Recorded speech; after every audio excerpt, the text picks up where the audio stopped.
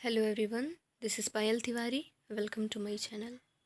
आज हम इस वीडियो में अपना 8th चैप्टर स्टार्ट कर रहे हैं, जो है how free is the press, यानी प्रेस जो है वो कितना फ्री है, जिसकी राइटर हैं डोरोथी एल सेयर्स।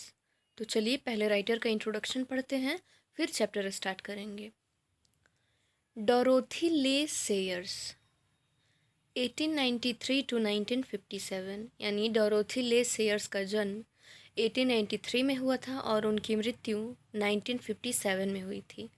एसेइस्ट यानी वो एक लेखक थी। प्ले राइट मतलब कोई भी प्ले होता है, कोई ड्रामा होता है स्टेज पे, तो उसका जो स्क्रिप्ट लिखा जाता है, तो वो एक प्ले राइटर भी थी। पोएट थी, कवित्री थी, and writer of detective fiction. अब देखिए, डिटेक्टिव फिक्शन, तो फिक्शन मतलब होता है इमेजिनेटिव कहानियाँ, इमेजिनेटिव स्टोरी, यानी जिसे कल्पना की जाए, यानी वास्तव की कोई कहानी नहीं, काल्पनिक कहानियाँ। और डिटेक्टिव मतलब जासूसी से भरी हुई, तो ऐसी कहानियों की भी लेखिका थी ये। Was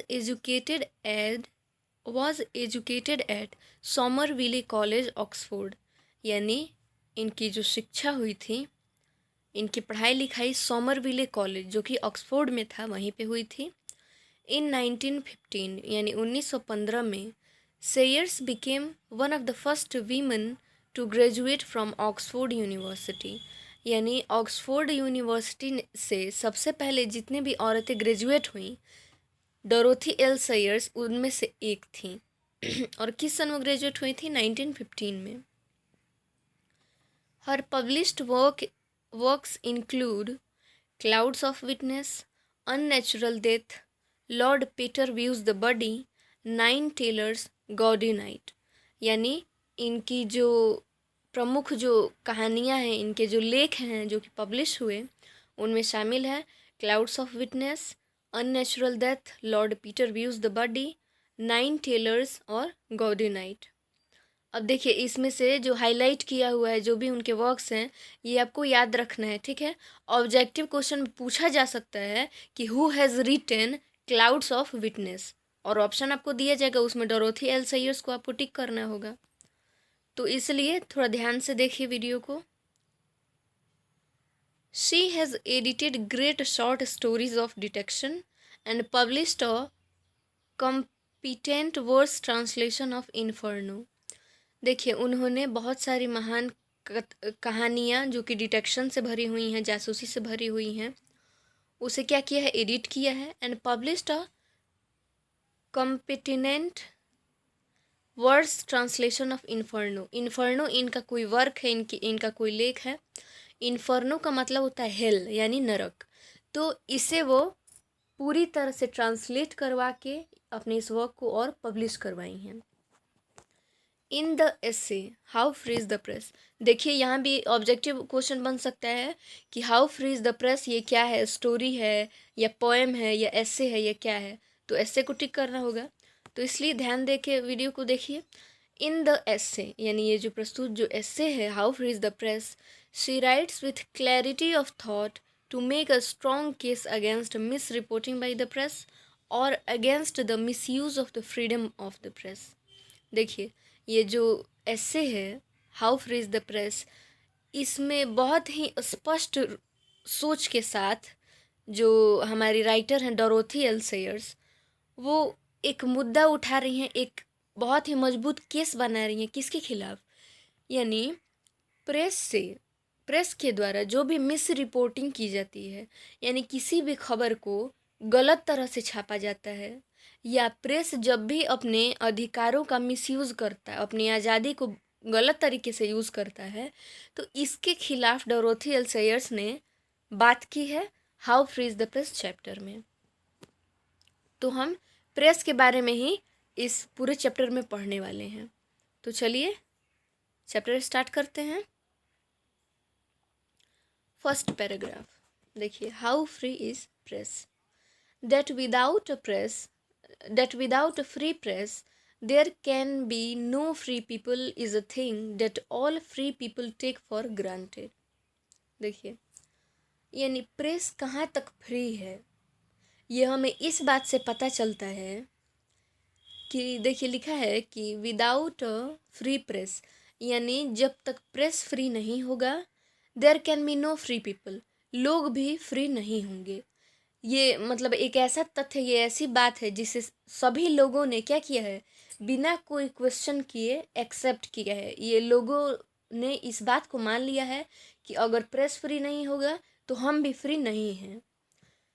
we need not discuss it, यानी राइटर कह रही हैं कि हमें इसको डिस्कस करने की ज़रूरत नहीं है, क्योंकि लोगों ने ये मान लिया है कि हाँ, जब तक प्रेस फ्री नहीं होता है, जब तक प्रेस फ्री नहीं होगा तब तक लोग भी फ्री नहीं होंगे। Nor will we at this moment discuss the restrictions placed upon the press in time of war, और ना ही हम इस क्षण इस बात पे चर्चा करने वाले हैं कि जब वार का टाइम आता है, जब लड़ाई होती है, तो प्रेस पे बहुत सारी बाधाएं, प्रतिबाधाएं डाली जाती हैं, रेस्ट्रिक्शंस डाली जाती हैं। At such times all liberties have to be restricted, और उस समय यानी वार के टाइम में, युद्ध के टाइम में प्रेस को जितनी भी आज़ादी होती है वो सब मतलब वापस ले ली जाती है, रेस्ट्रिक्ट कर दी जाती है। Free people must see to it that when peace comes, full freedom is restored. और जो आज़ाद लोग हैं, जो ये सोचते हैं कि प्रेस को अगर आज़ादी नहीं तो हमें कैसी आज़ादी, तो उन्हें अवश्य ही इस बात पे ध्यान देना चाहिए कि जब शांति आ जाती है, कहने का मतलब है जब वार ख़त्म हो जाता है, तो प्रेस को उसका जो भी फ्रीडम है वो फिर से दे दिया जाता है। इन द मीन टाइम, और इसी बीच, it may be wholesome to consider what that freedom is, और इस बीच ये विचार करना बहुत ही अच्छा होगा, बहुत ही सुटेबल होगा कि आखिर ये आज़ादी है क्या जो प्रेस को दी जाती है, and how far it is truly desirable, और कहाँ तक ये ज़रूरी है कि प्रेस को फ्रीडम दिया जाए। It may turn out to be no freedom at all, और even a mere freedom to tyrannies, for tyranny is in fact that uncontrolled freedom of one man or one gang to impose its will on the world। देखिए, it may turn out to be no freedom at all, यानी ये इस रूप में भी बदल सकता है कि यहाँ कोई आज़ादी नहीं है। ठीक है, यानी ऐसा भी हो सकता है कि जैसे हम समझते हैं कि प्रेस को फ्रीडम दी जाती है, ऐसा भी हो सकता है कि प्रेस को कोई फ्रीडम ना हो, बस हमें लगता हो कि हाँ उसे आज़ादी है, उसका जो मन करे छाप सकता है। नहीं, उसे उतनी आज़ादी नहीं है, ऐसा भी हो सकता है। और ऐसा भी हो सकता है कि अगर जो आज़ादी है जो प्रेस को दी जाती है, अगर किसी गलत इंसान को दी जाए, यानी अगर प्रेस को होस्ट करने वाला या प्रेस का मालिक गलत हो, टिरैनी मतलब क्या होता है, अत्याचारी, अगर इस टाइप का हो, तो और अगर हम वो आज़ादी उस एक इंसान पे दे देते हैं, या कोई एक गैंग है जो कोई मान लीजिए न्यूज़ चैनल चला रहा है, हम पूरी तरह से उस प्रेस को आज़ादी अगर हम दे देते हैं, तो वो क्या करता है, to impose its will on the world, वो क्या करता है, अपनी इच्छाओं को पूरी दुनिया पे, पूरे लोगों पे थोपना चाहता है, और चाहता है कि जैसा मैं मतलब बता रहा हूँ, जैसा मैं सिखा रहा हूँ, पूरी दुनिया मेरी ही ज़बान बोले, मेरा ही कहा हुआ माने। आइए सेकेंड पैराग्राफ पे। When we speak of the freedom of the press, जब हम प्रेस की आज़ादी की बात करते हैं, we usually mean freedom in a very technical and restricted sense. तो साधारणतः हम इस फ्रीडम को, यानी प्रेस का जो फ्रीडम है, उसे बहुत ही विशेष और रेस्ट्रिक्टेड, बहुत ही संकुचित सेंस में उसके फ्रीडम को मानते हैं। ठीक है, नेमली फ्रीडम फ्रॉम डायरेक्शन और सेंसरशिप बाय द गवर्नमेंट, यानी ऐसे हम क्या मानते हैं कि प्रेस के फ्रीडम का मतलब हुआ कि उसे गवर्नमेंट के सेंसरशिप के तरफ से फ्रीडम मिल जाए। इन दिस रेस्पेक्ट, और इस संदर्भ में, the British press is under ordinary conditions singularly free, यानी जो ब्रिटिश जो प्रेस है वो क्या है, वो बहुत ही उसकी जो स्थिति है वो बहुत ही दयनीय है, साधारण है। सिंगुलरली फ्री यानी बहुत ही आश्चर्यजनक तरीके से वो फ्री है। It can attack the policy and political character of ministers, यानी ये मंत्रियों के नीति और राजनीतिक आचरण पे कभी भी क्या कर सकता है, अटैक कर सकता है, हमला कर सकता है। Interfere in the delicate machinery of foreign diplomacy, यानी विदेशी जो कूटनीति है उसकी जो नाजुक संरचना है। कहने का मतलब है कि सरकार के बीच, मिनिस्टरों के बीच कुछ ऐसे भी मुद्दे होते हैं जिन्हें लोगों तक नहीं आने आने देना चाहिए। यानी वो अभी अगर कोई वर्क जो है, कोई प्लान जो है वो अभी प्रोसेस में है, जो अभी लोगों के सामने नहीं लाना है, तो उसमें भी ब्रिटिश की जो मीडिया है, ब्रिटिश का जो प्रेस है वो इंटरफेयर करता है। और देखिए, conduct campaign to subvert the constitution, यानी संविधान को बदलने के लिए क्या करता है, अभियान चलाता है। Incite citizens to discontent and rebellion, और लोगों को असंतुष्ट करने में और लोगों को बागी बनाने में, उनके बीच विद्रोह छेड़ने में मीडिया का बहुत बड़ा हाथ होता है ब्रिटिश में। एक्सपोज स्कैंडल्स, यानी घोटालों को एक्सपोज करती है British media. And format grievances, और क्या करती है,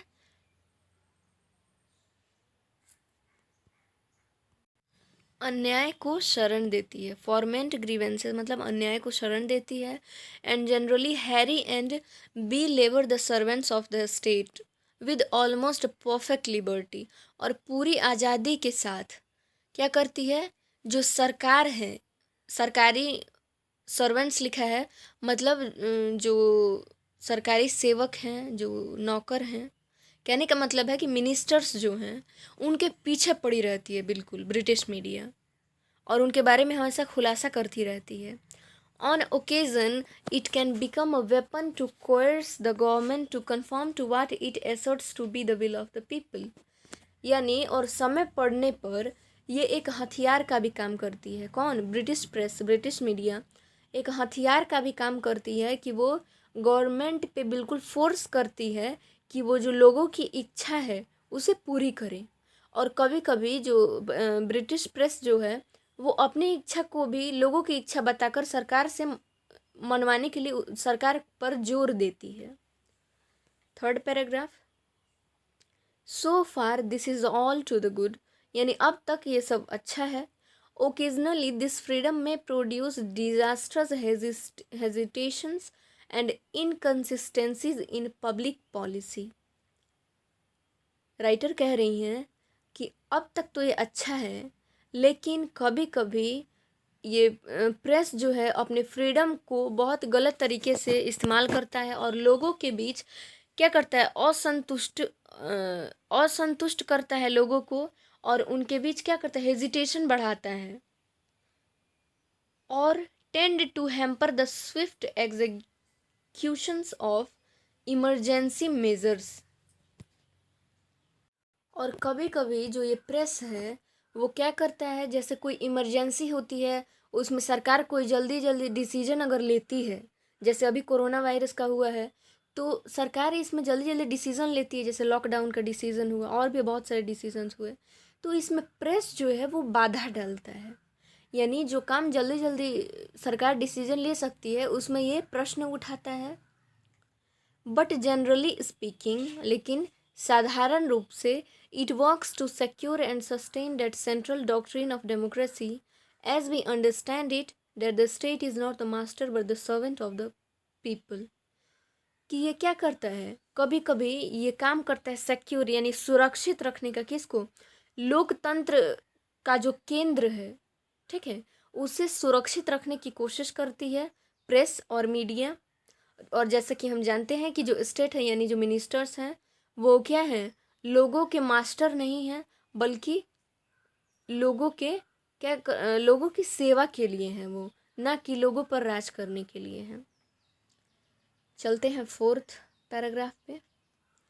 the press as a whole, यानी प्रेस जो है वो पूरी तरह से, and in this technical and restricted sense, और विशेष रूप से और बहुत ही संकुचित सेंस से, is thus pretty free in a peaceful Britain, शांतिपूर्ण ब्रिटेन में ये बहुत ही अच्छे तरीके से फ्री है press.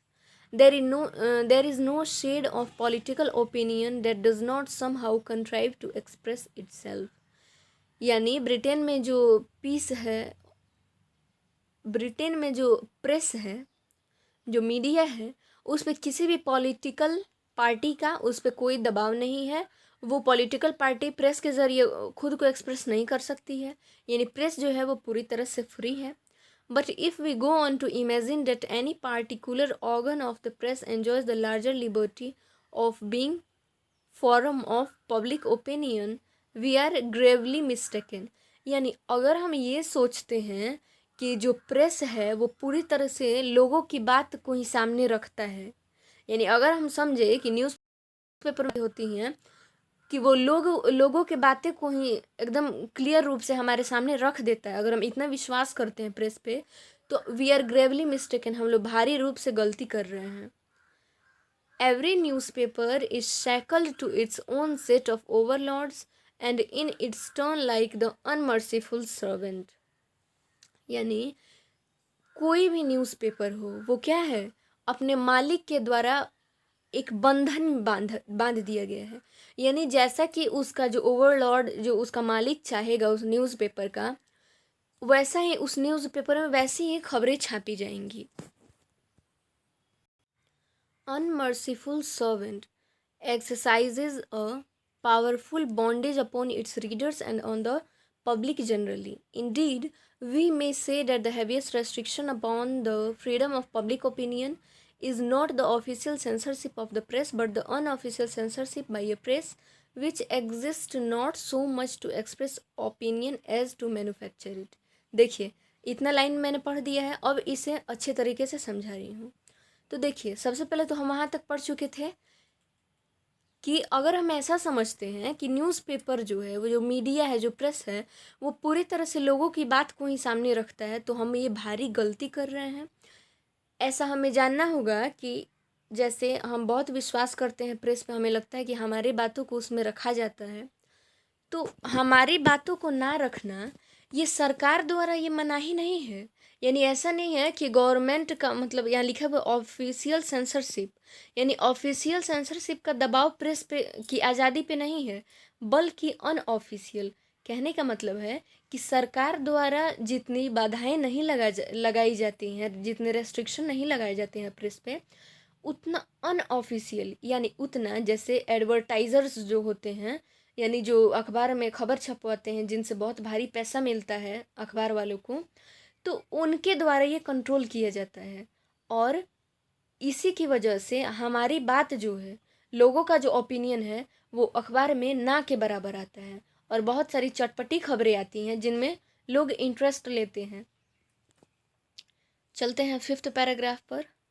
The editorial policy of a popular daily is controlled by 2 chief factor. देखिए, अभी मैंने बताया है कि किसी भी न्यूज़पेपर की जो एडिटोरियल पॉलिसी, यानी कहने का मतलब है कि जो एडिटोरियल पॉलिसी का मतलब होता है कि एक जो पॉलिसी होती है, एक जो नीति होती है, जो नियम होता है कि अखबार में क्या क्या छापा जाए, ये किसके द्वारा कंट्रोल की जाती है।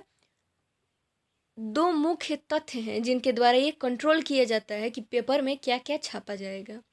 The first is the interest of the advertisers from whom it gets the money which enables it to keep up its larger circulation।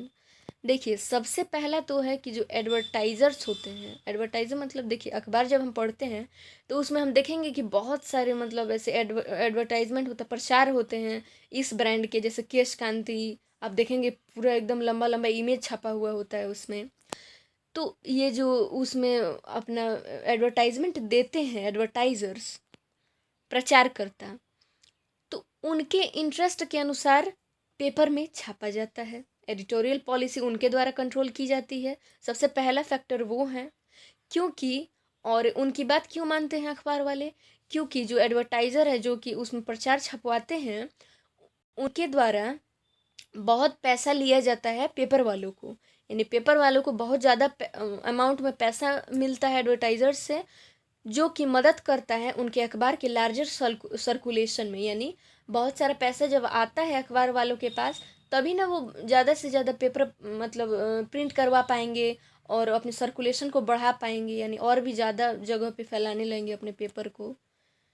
No widely circulated newspaper dare support of public policy, यानी जो भी widely circulated मतलब जिसे बहुत सारे लोग जो paper लेते हों, यानी जो बहुत ही फेमस हो न्यूज़पेपर, वो शायद ही पब्लिक पॉलिसी को क्या करता होगा, छापता होगा, लोगों के ओपिनियन को बहुत कम ही ऐसा होता है कि वो सपोर्ट करता है. How ever much in the national interest that might conflict with the vested interest of its advertiser, यानी कभी कभी ऐसा होता है कि जो बहुत फेमस न्यूज़पेपर वाले हैं उनसे एडवर्टाइजर्स का झगड़ा भी हो जाता है, छोटा मोटा झगड़ा भी हो जाता है, क्योंकि जो बहुत फेमस जो पेपर है अगर उसमें आपको कोई ऐड दिलवाना है, जैसे एडवर्टाइज़र उसमें एडवर्टाइजमेंट करवाते हैं, तो उसके लिए बहुत ज़्यादा अमाउंट लेता है वो न्यूज़पेपर वाला, और इसके वजह से कभी कभी थोड़ा मोड़ा नोक झोंक भी हो जाती है उनके बीच में. Thus, any proposal to control the marketing of branded goods, as for example of margarine in 1939, will be violently opposed on the loftiest hygiene grounds by the papers that carry the branded advertising. देखिए फिर से इस line को देखते हैं. Thus, any proposal to control the marketing of branded goods, यानी कोई भी ऐसा प्रपोजल जो कि ब्रांडेड जो सामान है उसके मार्केटिंग को कंट्रोल करे, विल बी वायलेंटली अपोज्ड, उसे वायलेंटली मतलब हिंसक रूप से उसे क्या किया जाएगा, अपोज्ड किया जाएगा, उसका विरोध किया जाएगा. देखिए कहने का मतलब यहाँ देखिए ब्रैकेट में दिया है as for example of margarine in 1939. तो देखिए मार्गरीन कोई मक्खन है, ठीक है, तो वो 1939 में वो क्या हुआ था, उसका बहुत सारा प्रचार प्रसार हो रहा था. तो जो बहुत ही फेमस जो न्यूज़पेपर होते हैं वो क्या करते हैं, बहुत ही ब्रांडेड चीज़ों को क्या करते हैं, उसका ऐड देते हैं अपने पेपर में. तो अगर तो ये मार्गरीन जो है इसका ऐड उस ब्रांडेड वो जो फेमस पेपर है उसमें नहीं आया था. तो मार्गरीन की वजह से जो ब्रांडेड प्रोडक्ट्स हैं उनकी मार्केटिंग अच्छे से नहीं हो पा रही थी, ठीक है. तो क्या हुआ कि वो जो फेमस न्यूज़पेपर है उसमें क्या लिख दिया गया 1939 में, वायलेंटली अपोज किया गया कि ये जो मार्गरीन है वो क्या है, हाइजीन तरीके से ठीक नहीं, यानी साफ़ सफाई इसमें नहीं है, यानी क्लीन चीज़ नहीं है जिसे आप लोग यूज़ कर सके, ठीक है. तो इसका विरोध किया गया एक फेमस न्यूज़पेपर द्वारा. तो यही मतलब यहाँ बताया जा रहा है कि जो ब्रांडेड प्रोडक्ट्स हैं उनका एडवर्टाइजमेंट क्या करती है, ऐसा न्यूज़पेपर में दिया जाता है जो कि बहुत ज़्यादा फेमस हो, और अगर उस न्यूज़पेपर में जो ऐड दिया गया है उसके अलावा कोई मतलब उसके अलावा अगर कहीं से भी किसी चीज़ का ऐड आए तो उसका विरोध करता है वो न्यूज़पेपर, ठीक है, ताकि उस ब्रांडेड चीज़ का ही मार्केटिंग हो पाए. ऑन द अदर हैंड, और दूसरी तरह से, any product that refuses to pay the high advertising rates of a powerful national organ will be again on the highest moral and hygiene grounds denounced, smashed and driven off the market. देखिए लिखा गया, और दूसरी तरह से अगर कोई भी अगर ऐड देने जा रहा है कोई भी एडवर्टाइज़र अपने प्रोडक्ट का, और अगर वो न्यूज़पेपर वाला जितना पैसा उससे मांग रहा है उतना नहीं दे पाए, तब भी क्या होगा, जो न्यूज़पेपर है जिसको उतना पैसा नहीं मिल पाए जितना उसने कहा था, उस प्रोडक्ट को क्या करो, उस प्रोडक्ट के बारे में निगेटिव बातें छाप देगा अपने पेपर में. जैसा कि हम लोग अभी पढ़ा है कि मार्गरीन एक अच्छा प्रोडक्ट था, लेकिन फिर भी न्यूज़पेपर में जैसे ही वो छपा उसकी मार्केटिंग बंद हो गई, क्योंकि न्यूज़पेपर बहुत सारे लोग खरीदते हैं और जो फेमस न्यूज़पेपर है उसके साथ ऐसा होता है. तो वही देखिए यहाँ लिखा है कि अगर पूरा पैसा ना दे पाए एडवर्टाइज़र, तो वो पेपर वाले क्या करते हैं, हाइजीन के नाम पे उसके प्रोडक्ट को बिल्कुल डिनाउंस कर नीचे दिखा देते हैं, स्मैश्ड यानी पूरी तरह से बर्बाद कर देते हैं, और ड्राइवन ऑफ द मार्केट, और मार्केट में बिल्कुल आने ही नहीं देते हैं, यानी इतना निगेटिव बातें फैला देते हैं उस प्रोडक्ट के बारे में. Yet you are not allowed to use any product that dissociates itself from the advertising ring. और इसलिए आपको वो अलाउ नहीं किया जाता है वो प्रोडक्ट यूज़ करने से जो कि उस फेमस न्यूज़पेपर में अपना एडवर्टाइजमेंट ना दिया हो. क्योंकि देखिए हम भी लोग जब पेपर पढ़ते हैं तो देखते हैं कि जिसका बहुत ज़्यादा ऐड आता है, ये बड़े बड़े इमेजेस लगते हैं, पूरा लिखा हुआ होता है पैराग्राफ्स उसके बारे में, तो मेरे हम लोग के दिमाग पे भी उसका बहुत ही प्रभाव पड़ता है और हमें लगता है कि ये चीज़ ट्राई करके देखें कि हाँ सच में ये कैसा है। तो वही यहाँ पे कहा जा रहा है कि और जो प्रोडक्ट अपना ऐड नहीं दे पाते हैं इन फेमस न्यूज़पेपर्स में, उनका जो प्रोडक्ट है वो नहीं बिक पाता है। और आपको भी मतलब जो हम पीपल हैं इनका हमारा दिमाग भी ऐसे न्यूज़पेपर द्वारा कंट्रोल किया जाता है कि हमारा दिमाग जो है वो उन प्रोडक्ट्स की तरफ जाता ही नहीं है जिनका ऐड उस पेपर में ना दिया हो। ऑल दिस इज़ अंडरस्टैंडेबल और ये सब जो है वो समझने योग्य है। Since a big circulation spell bankruptcy if the paper has to depend on itself for its revenue। यानी अगर कोई भी पेपर, कोई भी न्यूज़पेपर वाला अपने अपने खर्च के लिए, अपने कमाई के लिए खुद पे ही निर्भर रहेगा तो वो क्या होगा, बैंकरप्ट हो जाएगा, उसका दिवालिया हो जाएगा। Every newspaper lives in a perpetual precarious balance. It must increases its sale to justify its advertising rates and to increase its sale. अगर किसी भी न्यूज़पेपर को अपना बैलेंस बनाए रखना है और अपनी जो पब्लिसिटी है वो बढ़ाए रखनी है तो उसे एडवर्टाइजर्स से क्या करना होता है, अपने पेपर में ऐड देना होता है, पैसा लेना होता है, तभी उनका बैलेंस बन पाता है। It must sell far below the cost of production, but if it sells more copies than its advertising will pay for, it faces financial disaster।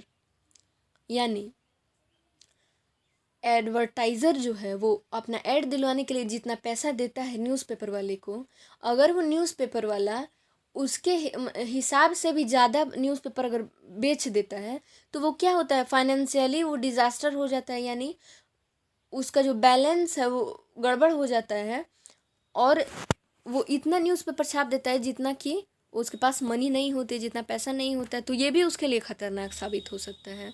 Consequently, the more widespread and powerful the organ, the more closely it has to be subserve vested interest।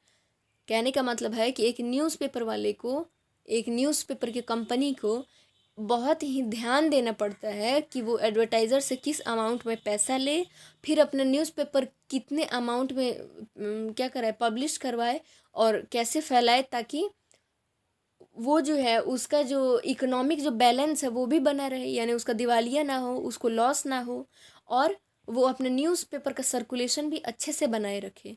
तो newspaper वाले को भी बहुत ज़्यादा इस बात की tension होती है, चिंता होती है कि उनका जो न्यूज़पेपर है वो वाइडली सर्कुलेटेड हो, यानी बहुत सारे लोग उसे देखें और वो अच्छे तरीके से पैसा कमाता रहे।